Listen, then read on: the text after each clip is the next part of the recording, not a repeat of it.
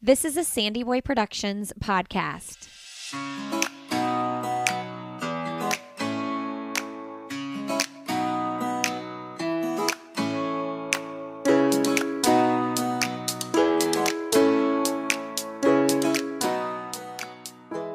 Hey everybody, welcome to Why is Everyone Yelling with Lindsay Hine. I am your host, Lindsay. Thank you so much for being here today. This is a podcast for parents or anybody helping raise kids, and I hope that you feel a little bit of community and connection and you get some good advice and tips from the people who come on the show.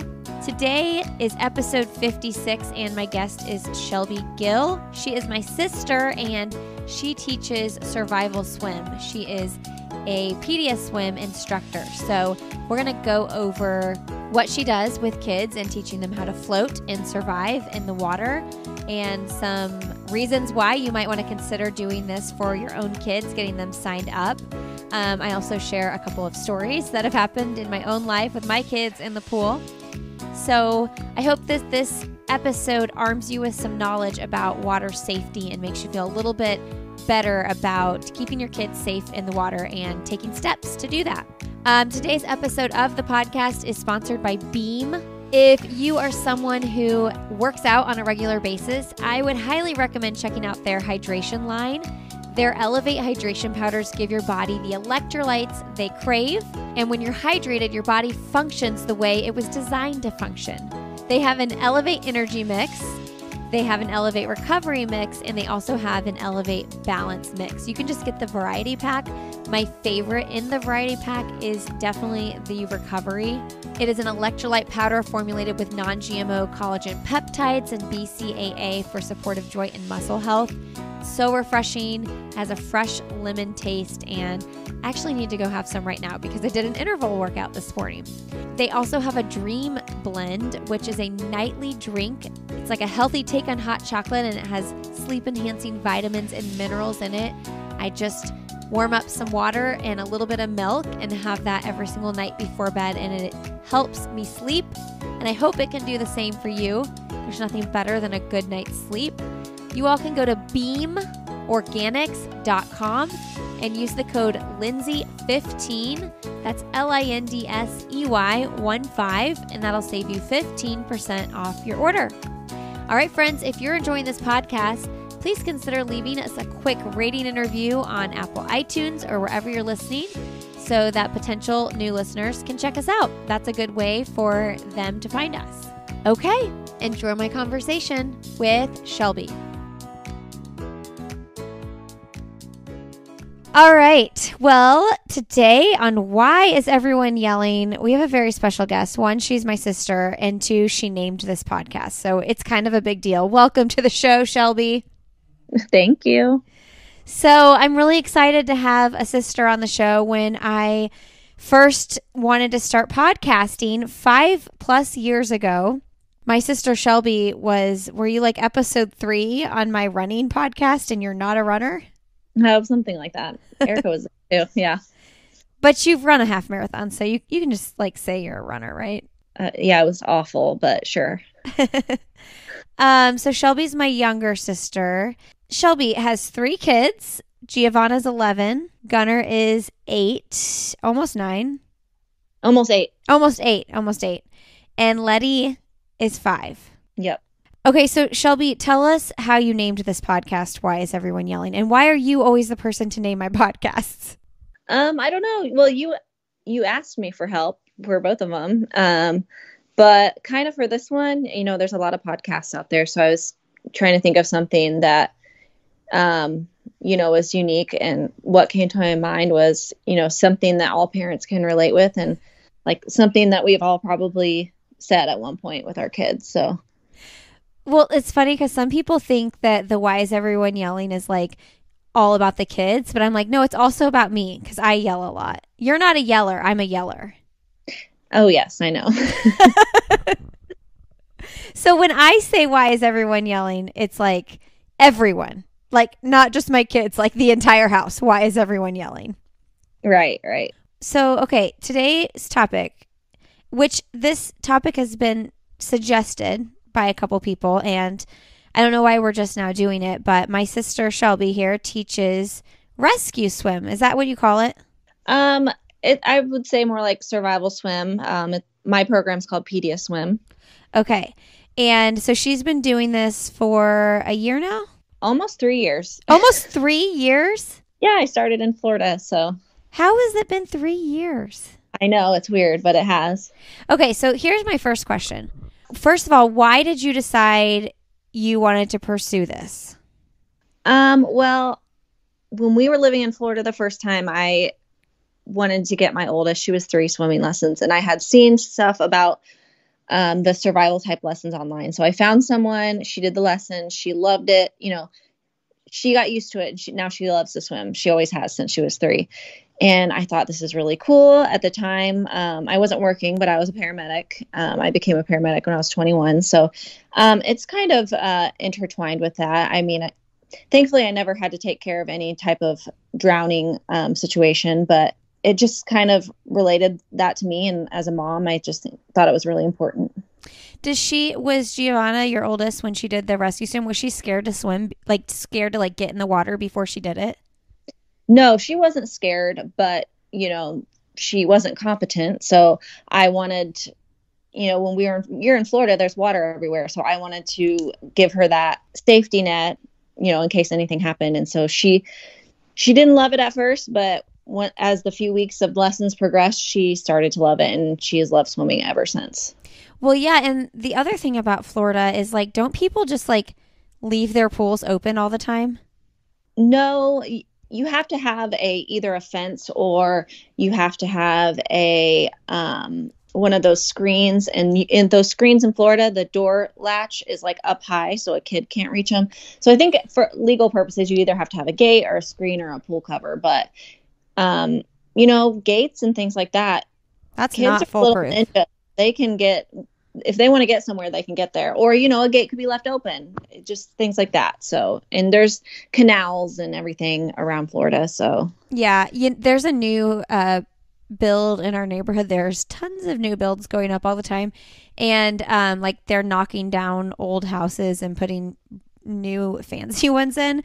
And one of them has a brand new pool.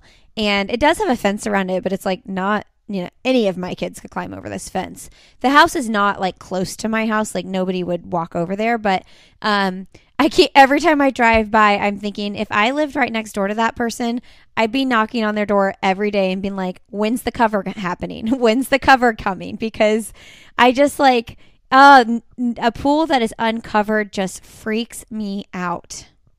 Right. And I think the legal things about that is different for every state, but you really just have to have, I think in Indiana, one of those. But it's really important, I think, to have different layers of protection, like the cover, the fence, the door chime, all those things, because every single layer is going to protect your child more, because they're less likely to get through every single layer than if you just have one thing, which is a pool cover or a fence. Kids will get where they want to get. So the more layers of protection that you have on your pool is better, much better. Yeah. So our parents have a pool, and, we've walked through this with all of our kids not knowing how to swim. And now 2 of my 4 know how to swim. We're working on floating with my younger 2. Russell, my 3rd, he's going to have swimming down really well by next summer, actually swimming and floating. But man, we have them having a pool has been so much fun for our families. The kids play so much, but we are so careful. The cover does not come up. And then when the cover's closed, we actually go downstairs and turn off the breaker box as well. So that if someone were to flip the switch, even though the kids know they're not supposed to do it, to open the pool cover, we just no way, no how that breaker box is getting turned off, because it freaks me out.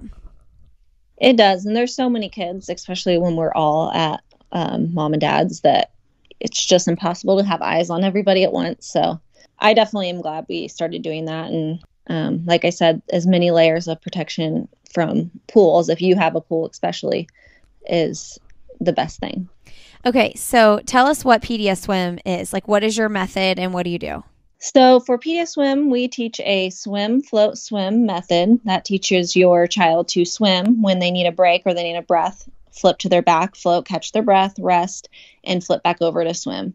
So the younger kids aren't going to be able to do the swim as much. I start at age 6 months, so we work on swimming a little bit with them and floating. But basically, it's just the float is so important. If a kid falls in and can't get out, they can do that float and they can stay in that float until a parent realizes, oh no, I can't find my child, and you can get to them. Yeah, and I always ask you this question, which I just find like totally mind-blowing, but watching my 6 and 4-year-old try to learn how to float, I almost feel like the younger ones could float longer, but I say, how long should they be able to float? And you're like, forever, really.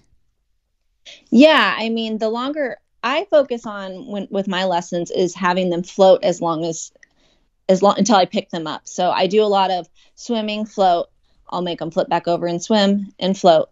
If the off chance, if they can't get to the ladder or they don't know where the ladder is, you want that child to be able to be in that sustainable position for as long as they need to. And then also teaching them the correct swim form, Yes. which is horizontally. The drowning position is vertical, and that's taught by a lot of flotation devices because that's how it holds up kids. Yeah. Okay, so I'm going to stay on floating for a little bit longer, but I want to talk about the swim part too. The floating. How do you get a 6-month-old or like a 9-month-old to even, I know that like they're going to cry, most of them, but like how do you even get them to like know what to do? It takes work. It takes time. So the structure of these lessons, there are 4 to 6 weeks, and they are Monday through Friday, every single day, just for 10 minutes. So it's a short but frequent sequence, and kids are going to learn much better that way. And especially some of them cry. So you don't want to have a 30-minute lesson and have this child crying for 30 minutes. So you do it for 10 minutes. And it's just like a slow progression. You just kind of show them what works and what doesn't work, and they figure it out. They're smart. It's so crazy. I sat on my parents' back patio this past summer and watched her, like, kid after kid after kid, babies, toddlers, 6-year-olds float. What's the oldest kid that you have worked with? Probably 9. I mean, usually by 9 kids are a little bit more comfortable, but if parents want their child to have the correct swim form and that float, which is important. I mean, even older kids could get stuck in a position like at the lake, for instance, or something where they can't get to anything. So floating for older kids is important as well. Yeah, I've been talking to my boys about that too, because our oldest is 9 and I think he's a really good swimmer. I mean, he doesn't know, like, he's not super great at like doing all the forms, like if he were on a swim team or anything, but like he's strong in the water. But one thing, we've been doing lessons at the British Swim School, which I'm not like over the moon about, but whatever. The thing that they say is like, if you're like struggling, like you can't use your voice really if you're, like you said, in that vertical position. But if you can get on your back and float, you can yell for help. Like, help, I'm in the water, I need help. But if you're like struggling vertically, you don't have that opportunity to yell for help. Yeah, I mean, drowning is generally silent. You're right. And so being able to float can give them that opportunity to rest and to catch their breath and to say, I need help. And hopefully someone will hear them. But yeah, I mean, the float's really great. It really is. Yeah. So then our 6-year-old we're perfecting the float. Now I talked to you about this because I called you one day and I was like, I don't know. One of these instructors is telling him to do one thing. One of them's telling him to do the other thing. But he's really long and thin and he is really struggling to float, more so than our 4.5-year-old who is a little, like, he's shorter and he's just a little more solid. He's getting the floating a lot better. And one of the instructors was telling my longer, leaner one to bend his knees, and the other lady told him not to, which frustrated me because I'm like, get your instructors on the same page with my kid. But tell everybody what you told me about that particular circumstance. Well, it does seem with older kids, they lean out. It does seem like it can be harder for them to float, but that's the problem with a program like me. I'm going to be your instructor, so Every you're time. not one telling you different things. So that can be, if you have a different instructor each time with your lessons, that can cause problems. But basically you just have to troubleshoot. I think I told you to have him do kind of starfish legs. Yeah. I find that to be helpful for some of my bigger kids, but you know what? There's so many different things that work for so many different kids. Sometimes you just have to try different stuff and figure out what works for each child. But yeah, that's frustrating having different instructors. I definitely recommend to people to find a survival program that is like mine. If there's one in your area, there may not be one in every area. You know, there's very few here in Indiana. But you want to find that structure where you have the same instructor and you're doing the 5 days a week. I know that's not possible for everyone. There's working parents and it just feels impossible. But honestly, if you can make that fit into your schedules for just those 4 to 6 weeks, it is completely worth it. Yeah, I mean, one of our mutual friends, actually my best friend from 5th grade, Nikki Young, she's a teacher, and so she just did it over the summer. But you got to get signed up early, especially in the summer in like colder weather states that are like winter states, because you book up so quick. Yeah, I was completely swamped this summer, and unfortunately, I didn't get to everyone. I think that's the problem in the Midwest. You know, it's a short season. We did put an above ground pool in our basement so I could expand my season. I'm still teaching right now and it's October. But yeah, those summer months when the bigger kids are out of school and, you know, I have taught a lot of teachers' kids. It's very busy during that time. And so you definitely want to start looking for someone even now for next year. At least contact them and see how they work their wait list and their signups, because I know it gets super busy. I have another friend that teaches in Indiana and she is very busy as well. So I think there's more instructors down south in Florida and Texas just because they have that long swim season basically all year. So okay, so someone's kid takes a survival class and the parent wants to practice like making sure they're staying on top of the floating. What should the parent do?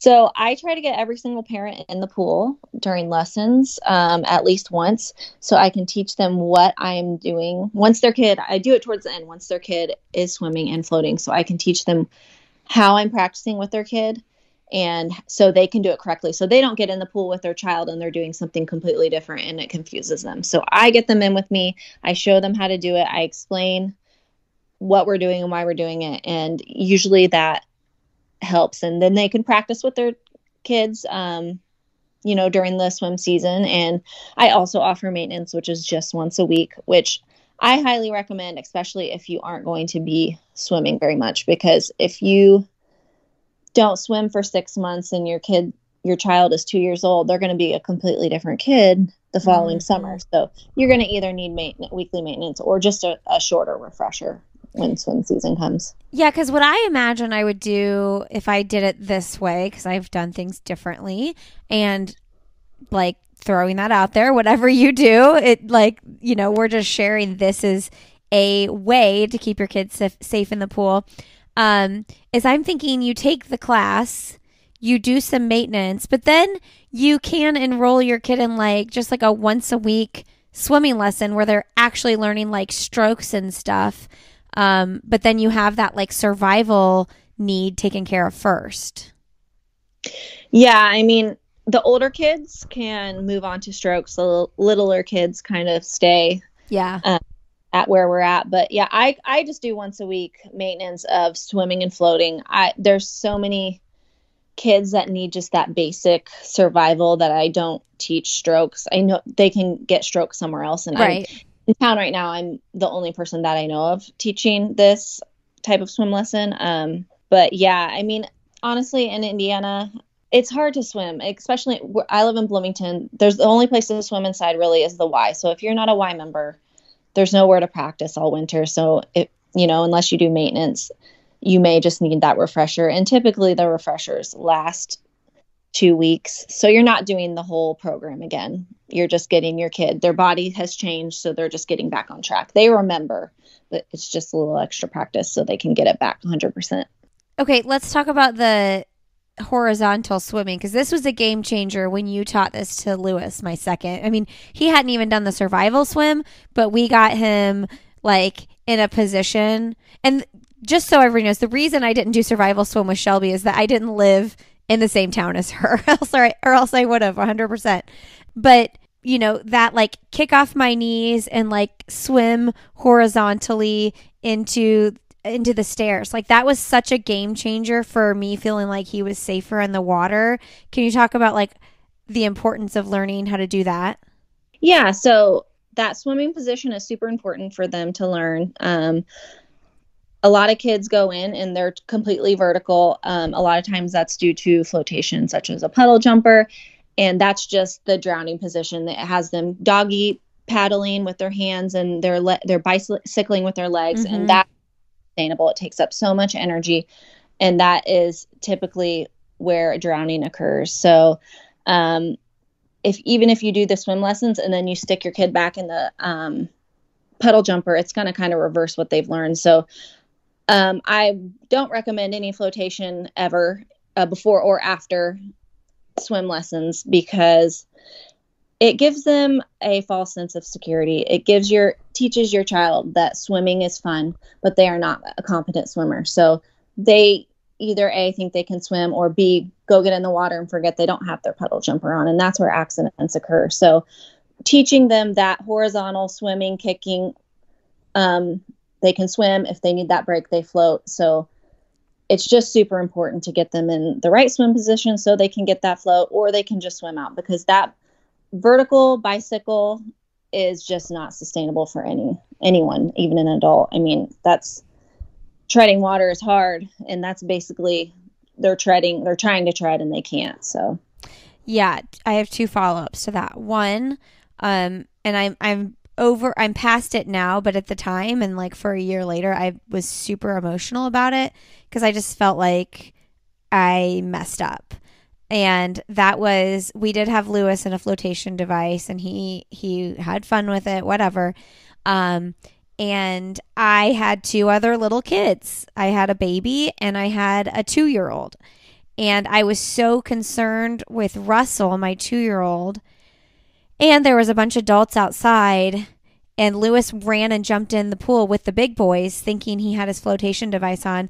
My mom was standing right there and just like jumped in and grabbed him. But like, I am telling you, like, that was like one of the hardest things I've ever like experienced as a parent, because I just felt like I failed him, and like he was fine, you know, he could like maybe kind of get himself to the side, but really he couldn't. And he, you know, the boys, Marshall was there, and he knew Lewis was like struggling. And anyway, mom just jumped in with all of her clothes on. But like, what if mom wouldn't have been there? And I was like putting like Russell's, you know, swimsuit on. So, and also that's to say, like, accidents happen and we're human, right? They do. Drowning definitely does not discriminate. It can happen to anyone. It can happen to the best parents and the most attentive parents. It just happens, you know. Plenty of times you're at home and you don't hear your kid for 3 minutes and you go look for them, or, you know, when they're older, 10 minutes. I mean, it can happen to anyone, and it doesn't have anything to do with the type of parent you are. It happens to the best parents. And what you said was a perfect example of why I would never recommend a flotation. He probably was aware if he was 4 that he couldn't swim, but he was probably been in all morning with the puddle jumper on and then just forgot that he didn't have it on. And that actually happened to one of my friends, and we were swimming with them, and his little guy jumped in. He forgot his puddle jumper wasn't on. Luckily, his dad turned around and saw him struggling and got him. But that is the perfect example of why I would never put your child from the very beginning in flotation. You need to teach them the competence over confident. You don't want them to be confident in the water and not be able to swim. Yeah, but here's my caveat. Our other sister, Erica, and you can disagree with me, that's fine. Her daughter is like freaking crazy. Like, she is wild, wild, wild. And they put one on her, and I almost like, and if that little girl doesn't know how to float, I'm putting a puddle jumper on her, because she is like, she's here and gone in like 2 seconds, more than any. And I have crazy wild kids. Like, my kids are very active and like, but like, she is sneaky, and that would freak me out. That is a child who is a great candidate for survival. Yes. I mean, every child is, but if you're, and Abby has done those lessons now. So yeah, she has. So that's great. But if you have a kid and you feel that nervous about that, I would definitely do it. I mean, it's, like I said, it's the last layer of protection that you can give your kid, and it's not foolproof, these lessons, but, yeah, if you have a child that sneaks away and is wild and crazy, you definitely want to look into lessons and find someone around you. And there's all different types of programs. What I would look for if you were looking for a survival program is, like I said earlier, the one that's structured, the 5 days a week for a short period of time, and they're teaching that swim, float, swim method. Hey friends, I want to tell you, I am heading down to Jacksonville, Florida for the Donna Marathon weekend.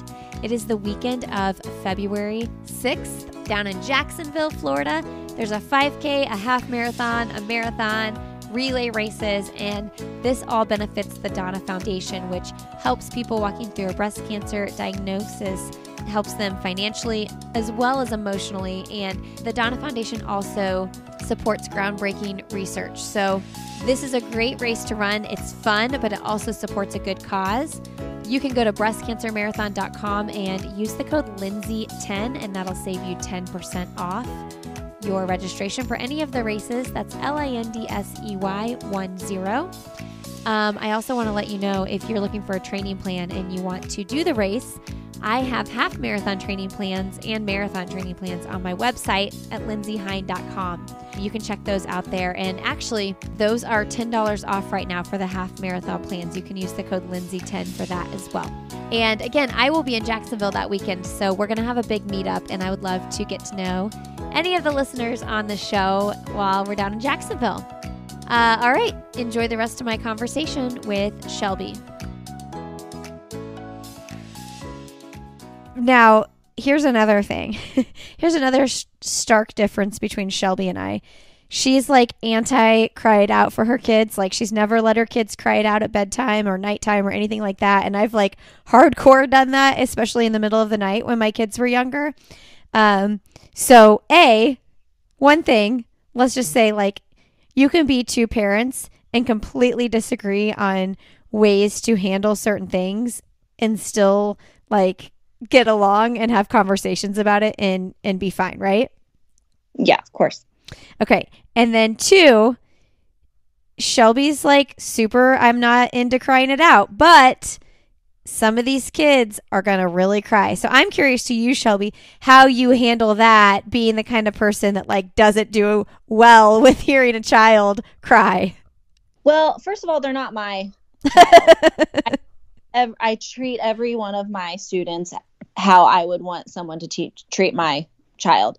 And there's going to be crying, and that's totally fine and normal. But you just have to think of what you're doing. And if they have to cry for 10 minutes for 5 weeks, but you're giving them this skill that could save their life, it is just completely worth it.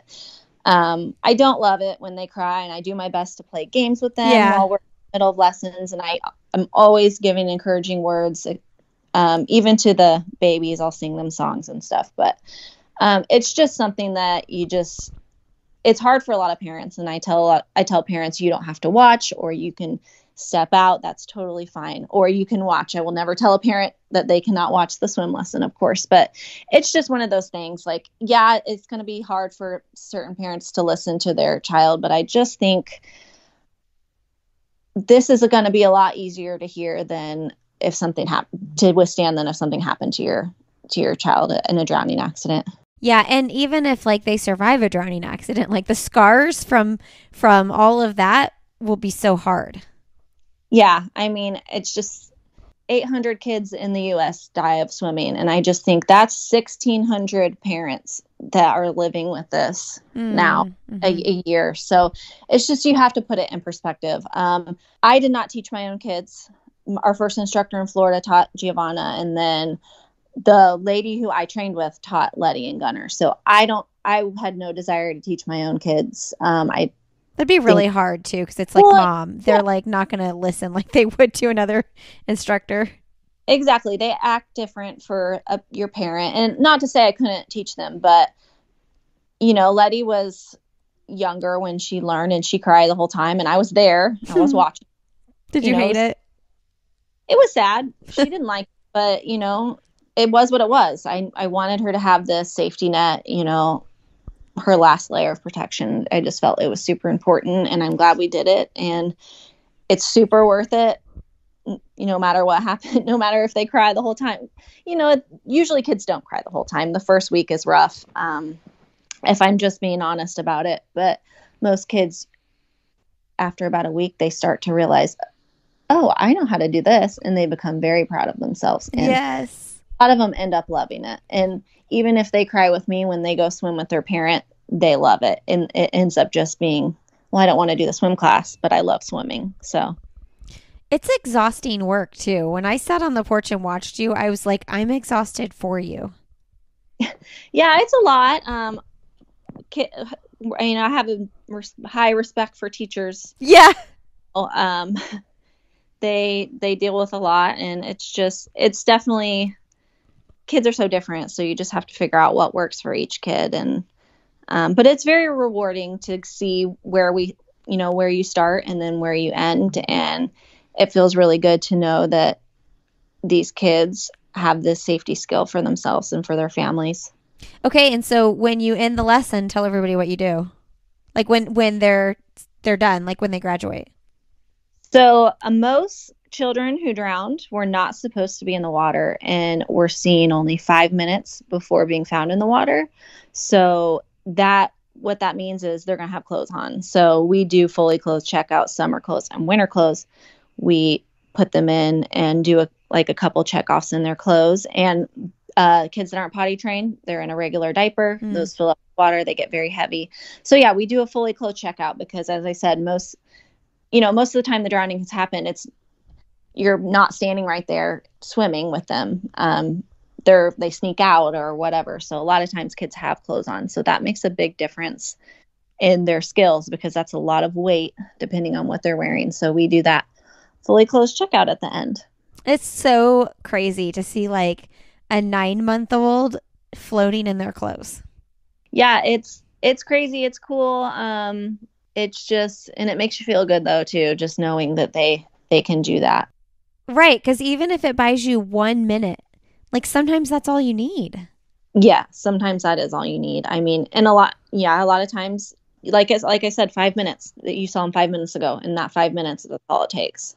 The other follow-up story I had, I remembered I didn't mention this, with the doggy paddling and the floating with Lewis is, he like jumps off the high dive now and like, you know, gets to the side of the pool, but he's like not a super strong swimmer, and he'll sometimes doggy paddle, which makes it look like he's drowning, like really does. And so every time I remind him, I'm like, get your head under the water and like swim that way, he gets to the side so much faster. So it's like, I'm sure it freaks the lifeguard out too when he's doggy paddling. Like, does this kid need help? You know? Yeah. The getting them in that correct position is super important. Yeah, they go faster. It's just more efficient. Not to mention the other kids in line at the diving board are probably like, come on, kid, hurry up. Yeah. All right. So PediaSwim is what you do. There's ISR. Are those the only two that you know of, like the specific like rescue type swim programs? There are so many. I think ISR is the most known one. Yeah, but it's most popular. So you can actually, you can go on the PediaSwim website and look for instructors in your area, or just go to Google and look for survival swimming. Swimming. I always say rescue, but yeah, survival swimming. Either. And like I said, what's important, I feel, is that structure of the everyday. It teaches them, you know, if you only go 2 times a week, it's going to take you months, when it's only going to take you at most a month and a half. And then just to make sure they're focusing on that swim, float, swim. I wish there was a PediaSwim teacher everywhere, but of course there's not. So yeah, that's what I would look for. And if you're looking for someone for spring or summer, start looking now, because in certain areas, like for me, I get booked up very early, and I know a lot of other people do as well. Yeah, and I briefly mentioned earlier that we do British Swim School here, partly because of the like everyday thing that Shelby was mentioning, like feels very overwhelming to me. But their program does focus on floating first. So like that's their motto is like survival first, which is floating. I will say once a week doesn't feel like enough. I think like at least like 2 to 3 times a week probably would feel a lot better. And then my other problem with the British Swim School and other swim programs, like, and especially as someone on their like 4th kid, right? Like I don't need to get in the water with my 2-year-old and like play games with a swim instructor and my 2-year-old. Like I don't care to do that. I'm not interested in that. I just want my 2-year-old to be safe. So that's what, and I get it. Like if it's your first kid or even second kid, maybe like you want to do those, or maybe your 3rd or 4th, whatever. Maybe you want to do those, like get in the water lessons and just play games with your kids. But like, I have no interest in that. I don't want to spend time doing that. You know what I mean? Right. Yeah. I feel like that's more of like things that people do in Mommy and Me class. Yeah. Which I don't necessarily recommend. The 4 to 6 weeks, I will say, goes by so fast. So it sounds like a long time. But if not necessarily you, but if a person could just commit, rearrange their schedule just for that short amount of time, that's it. And then you'll be done. And then if you would like, which I highly recommend, is to do maintenance if you cannot practice. But yeah, I mean, I know that sounds daunting. It's just, I feel the best structure for them to learn. It's consistent. It's short. Like you said, 1 day a week is not enough. If you had, it doesn't feel like it. No. With British Swim School, you would been done a long time. Exactly. Yeah, we'd have just been done with it.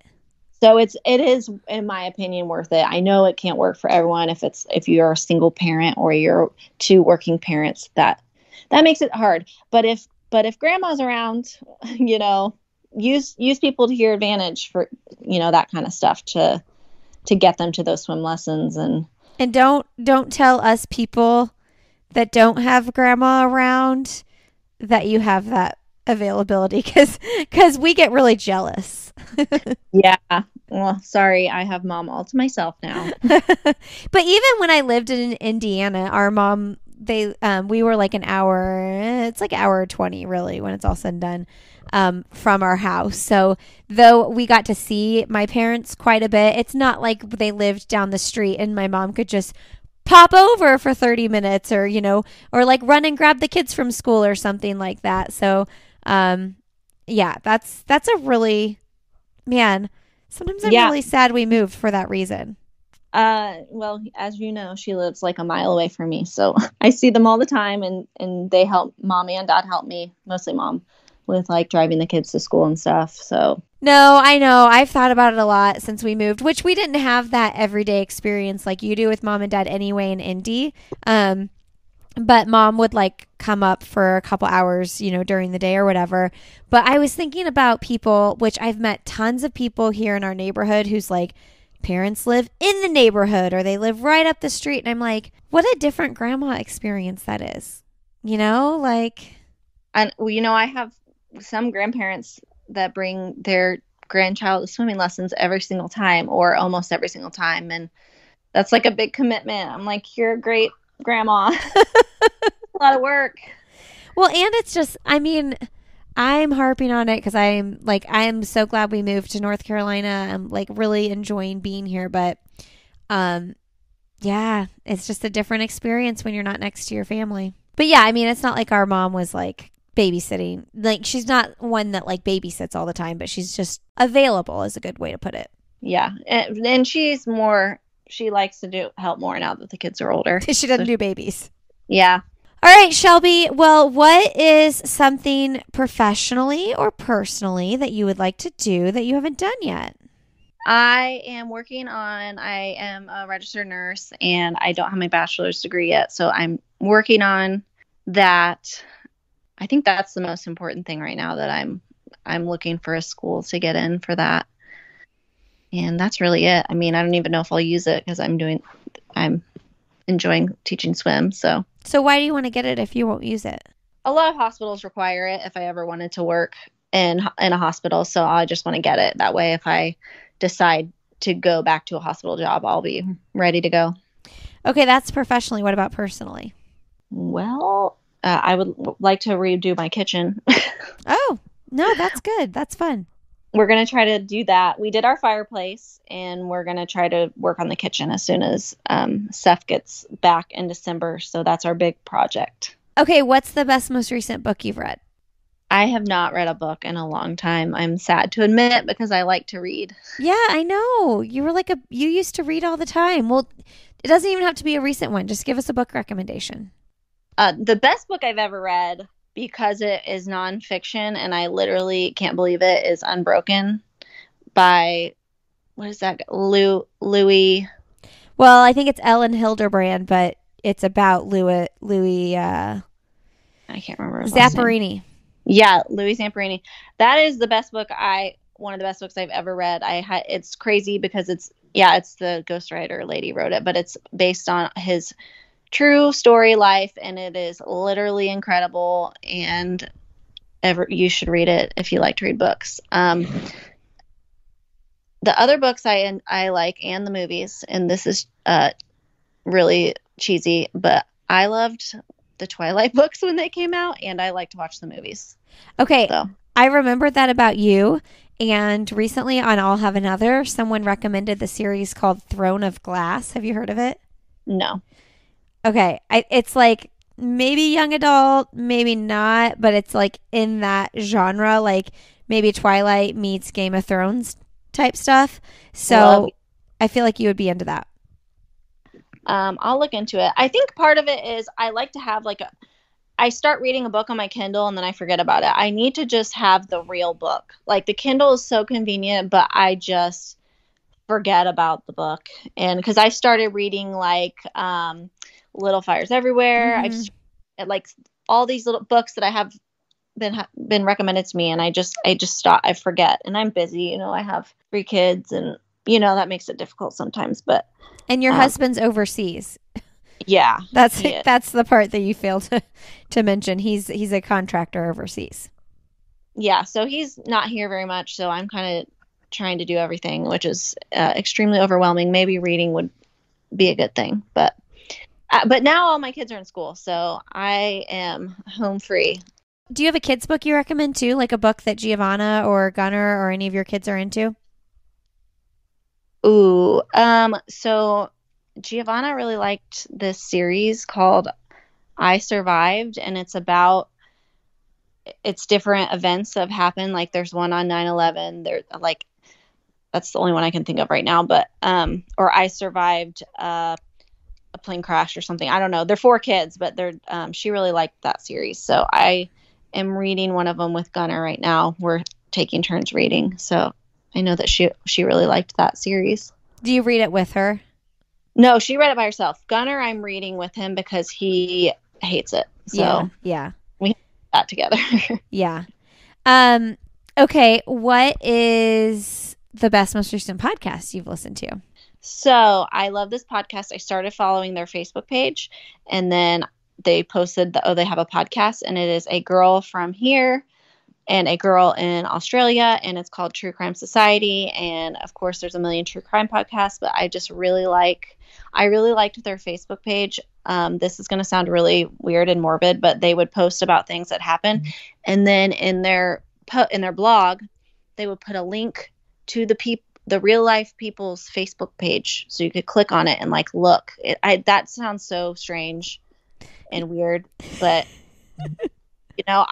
sometimes I look up people anyway, so they just put that information right there for you. But anyways, I really like their podcast. It's actually pretty cool because they're on opposite time zones, so one of them runs the stuff in their daytime and the other one runs. Oh, cool. I know that's kind of morbid, but I really enjoy their podcast and their Facebook page. And I don't know, I feel like I'm running out of like true crime stuff to listen to. So that one is my favorite. I mean, isn't that weird? That's just like our human nature. Like when someone dies that we don't really know, I'm like, oh, I want to go find them on social media and see. I always want to see what was their last post. Yeah, it's like you try to, okay, I want to get to know this person or whatever. I mean, it's not for any like malicious purpose. It's just you want to see. I don't know. It's just one of those things that happens. I mean, I do it every time. I do too, and I know that other people are doing it because if I'll see like a news story and I'll start typing the name and it just pops up. So that means other people have been searching. Yeah, for sure. Well, okay, what is your last message to leave with the audience?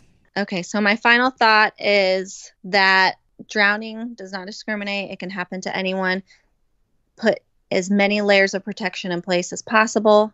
Look for survival lessons in your area and take into consideration the things that I have spoken about on this podcast, and be safe. Be safe.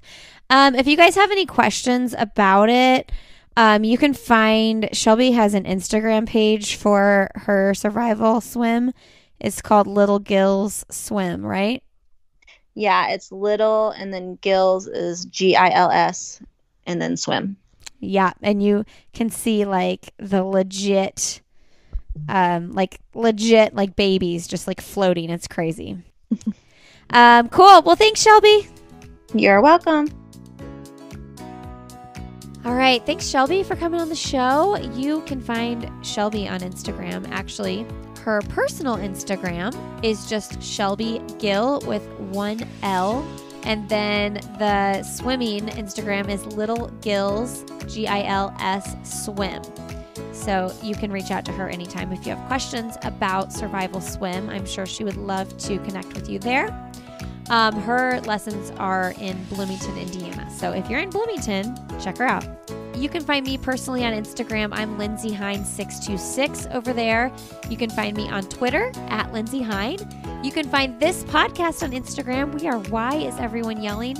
And this podcast is part of the Sandy Boy Productions podcast network. To learn more about the shows in our network, just go to sandyboyproductions.com or find Sandy Boy on Instagram, Sandy Boy Productions. Thank you for being here. If you have a friend who has a new baby or a toddler and you think they might be interested in checking out Survival Swim or just learning a little bit more about it, even if you have friends whose kids are 6 or 7 or 8 and they should learn how to float, have them check out this episode, pass it along. That would be a huge help in potential new listeners who can enjoy this show every week. Find us. Have a great rest of your day, and we will see you next week on Why Is Everyone Yelling?